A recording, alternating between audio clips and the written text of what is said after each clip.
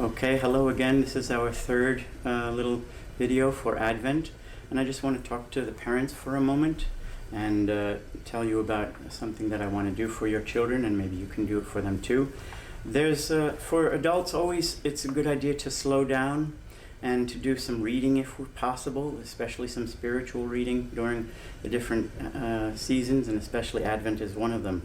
So I found a good book a few years ago. It's called Goodness and Light, and it's different readings for Advent and for Christmas, and they're very short, and this one a day, so you can remember that Advent is leading up to Christmas, and then the Christmas season is for 12 days after Christmas time.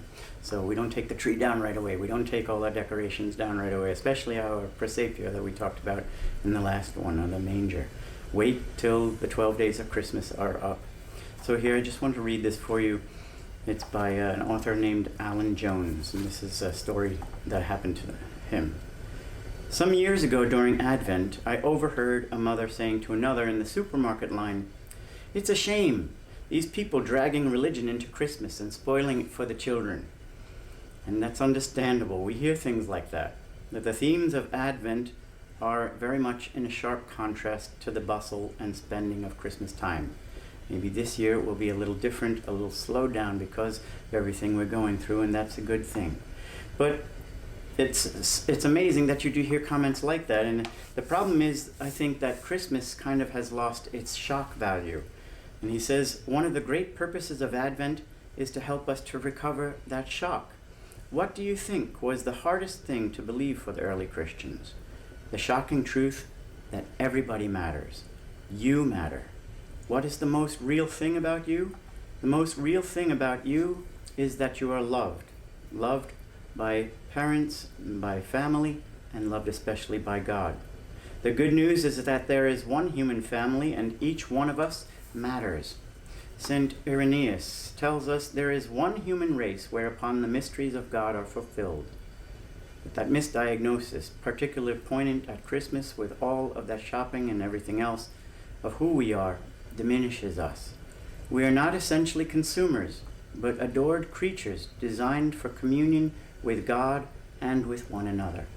And as for gifts this year or any year, we should always remember God's own first gift to us is our fragile self and Christ, the fragile babe in the manger, who came to save the world. And so I'm going to encourage parents to read some stories, maybe one a night or a few times a week during the Advent season, right before bedtime, especially with real small children.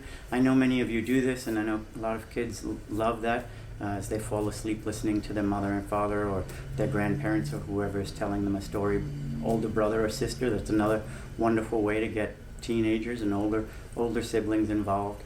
It's always wonderful to read a story to kids, and I've done that with my own nieces and nephews, and it's a pleasure for me to do so. And this year, there's a story that I wanted to read. I'm going to record this story, and we'll have maybe a chapter a day. It won't last for all of Advent, but it's like 16 chapters, so we'll get 16 days. And it's the story of Santa Claus, and it's really a beautiful story. It's about the life and adventures of Santa Claus from when he's very small until he grows up, and how he becomes Santa Claus. And he's a saint, Saint Nicholas, and we'll go through that. And it's a very beautiful story for us to remember, and I hope you'll join me.